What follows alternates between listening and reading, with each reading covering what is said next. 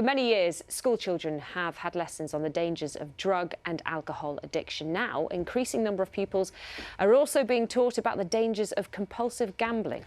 A group of families who lost relatives to suicide have devised a hard-hitting education programme which they say will save lives. Now, we should say that you might find some of this report from our Ireland correspondent Chris Page upsetting. It's not just the damage that this does to the person who is the addiction. It's the damage that it does to all the family, anniversaries, birthdays, Christmas, family gatherings, when he should be there. He's not. Sadie Keogh was a passionate sports person, but he kept his gambling a secret from his teammates, friends and family. When he was 34, he took his own life.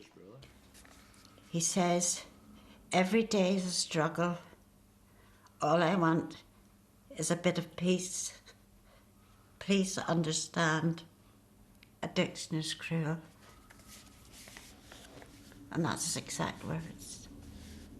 Deep down, when he left that note for us, it really was a cry for help for others. You know, the fact that he couldn't get this illness of his highlighted. That thought has driven Pete and Sadie and other bereaved families to design a groundbreaking education programme. You're going to love this place, man. It's easy money. The charity Gambling with Lives plans to take the project to schools across the UK after it's piloted in Northern Ireland. It's an addiction that impacts a lot of people. The sessions have made a strong impression on these pupils in East Belfast. I wasn't really sure about gambling and how addictive it could be, but now I understand that it's actually a really bad problem. It helps maybe in the future in case someone's going through it and you can help them. It's on your phones, on notice boards, like everywhere you look, gambling's there. And their teacher thinks the topic should be a bigger part of the curriculum. It is something that they were aware of as such, but not to the extent of the harm that it can cause. Addiction's always been covered within the pastoral curriculum, but gambling addiction's definitely going to have to be more at the forefront. It's estimated that around 340,000 adults in Great Britain have a harmful gambling habit. So too do about 55,000 young people aged 16 and under. Here in Northern Ireland, more than 1 in 50 adults have a gambling problem.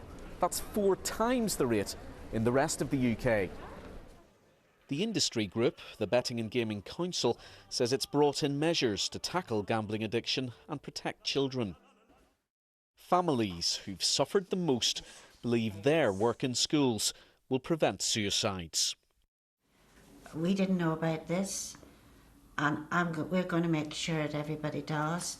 Had Lewis had the education at school, I think there's a very, very strong chance that we'd still have Lewis with us. I'm very hopeful that we're going to provide something that will save lives. That's as simple as that.